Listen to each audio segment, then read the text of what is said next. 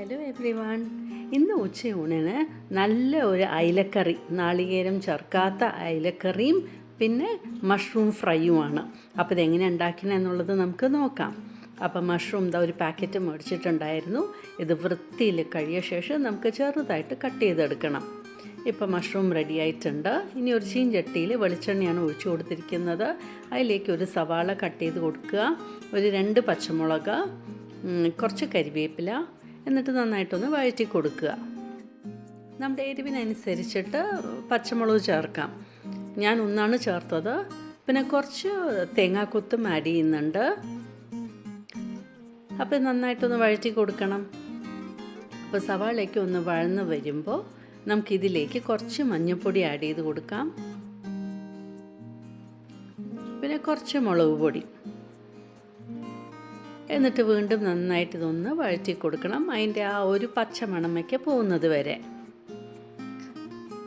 അപ്പോൾ ഇപ്പോൾ സവാളയും പച്ചമുളകും മുളക് പൊടി മഞ്ഞൾപ്പൊടിയൊക്കെ നന്നായി മൂത്ത് വന്നിട്ടുണ്ട്.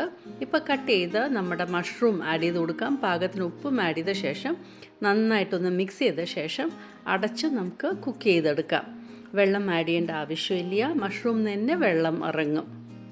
അപ്പോൾ ഇത് നന്നായിട്ട് മിക്സ് ചെയ്ത ശേഷം നമുക്ക് കുക്ക് ചെയ്യാം. അടച്ചിട്ടൊന്ന് വേവിക്കാൻ വയ്ക്കാം. ഇപ്പോൾ പുളി വെള്ളത്തിലിട്ടുണ്ട്, ഒരു നെല്ലിക്ക വലിപ്പത്തിൽ. എണ്ണ ചൂടാക്കി അതിലേക്ക് ഇഞ്ചി ഇട്ട് കൊടുത്തു, പിന്നെ വെളുത്തുള്ളി. വെളിച്ചെണ്ണ തന്നെയാണ് ചെയ്യുന്നത്, ഇത് മീനിന് വേണ്ടിയിട്ടാണ് ചെയ്യുന്നത്. പിന്നെ ഒരു സവാളയുടെ ഹാഫാണ് എടുത്തിരിക്കുന്നത്. വലിയ സവാളയായിരുന്നു. ചെറിയ ഉള്ളിയാണെങ്കിൽ ഒരു 10 എടുക്കാം. കുറച്ച് മഞ്ഞൾപ്പൊടി, മുളക് പൊടി നമ്മുടെ എരിവിനനുസരിച്ചിട്ട്. വീണ്ടും നന്നായിട്ട് നമുക്കിതൊന്ന് മൂപ്പിച്ചെടുക്കാം. ഇപ്പോൾ പൗഡറൊക്കെ ഒന്ന് മൂത്ത് വരുമ്പോൾ നമുക്ക് ഒരു ടൊമാറ്റോ ആഡ് ചെയ്ത് കൊടുത്തിട്ടുണ്ട്. അപ്പോൾ ഇത് നന്നായിട്ട് ഒന്ന് വഴറ്റി കൊടുക്കാം. ടൊമാറ്റോയൊക്കെ ഒന്ന് സോഫ്റ്റായിട്ട് വരണം. ഇടയ്ക്ക് നമ്മുടെ മഷ്റൂമിനെയും ഒന്ന് നോക്കാം, ഒന്ന് സ്റ്റർ ചെയ്ത് കൊടുക്കാം ഇടയ്ക്ക്. അതിൽ നിന്ന് തന്നെ വെള്ളം ഇറങ്ങി നമ്മുടെ മഷ്റൂം വേവുന്നുണ്ട്. ഇനി നമ്മുടെ ഈ മിക്സ്ചർ ഒന്ന് കൂളായ ശേഷം നല്ല പേസ്റ്റായിട്ട് അരച്ചെടുക്കാം. ഇപ്പോൾ അതാ പേസ്റ്റ് റെഡി ആയിട്ടുണ്ട്. ഇതാ മീൻ ചട്ടി എടുത്തിട്ടുണ്ട്. ഇതിലേക്ക് വെളിച്ചെണ്ണ ഒഴിച്ചു കൊടുക്കാം. വെളിച്ചെണ്ണ ചൂടാവുമ്പോൾ കുറച്ച് ഉലുവ ആഡ് ചെയ്ത് കൊടുക്കണം. ഒരു 1/4 ടീസ്പൂൺ ഉലുവ മതി. ഇപ്പോൾ ഉലുവയൊക്കെ ഒന്ന് മൂത്ത് വരുമ്പോഴത്തേനും കുറച്ച് ഇഞ്ചി കട്ട് ചെയ്തത്, പിന്നെ ഒരു 2 പച്ചമുളക്. ഇത് നന്നായിട്ടൊന്ന് വഴറ്റി കൊടുക്കാം. ഇതൊക്കെ ഒന്ന് വഴന്ന് വരുമ്പോൾ നമ്മൾ അരച്ച് വെച്ചിരിക്കുന്ന ആ പേസ്റ്റ് ആഡ് ചെയ്ത് കൊടുക്കാം. ഇതിൻ്റെ കൂടെ തന്നെ കാശ്മീരി ചില്ലി പൗഡർ ആഡ് ചെയ്യുന്നുണ്ട്. അപ്പം നല്ലൊരു കളർ കിട്ടും നമ്മുടെ മീൻ കറിക്ക്. എന്നിട്ട് നന്നായിട്ട് ഇതിനെ മൂപ്പിച്ചെടുക്കണം. എണ്ണ തെളിയുന്നവരെ നമുക്കിത് വഴറ്റിയെടുക്കണം.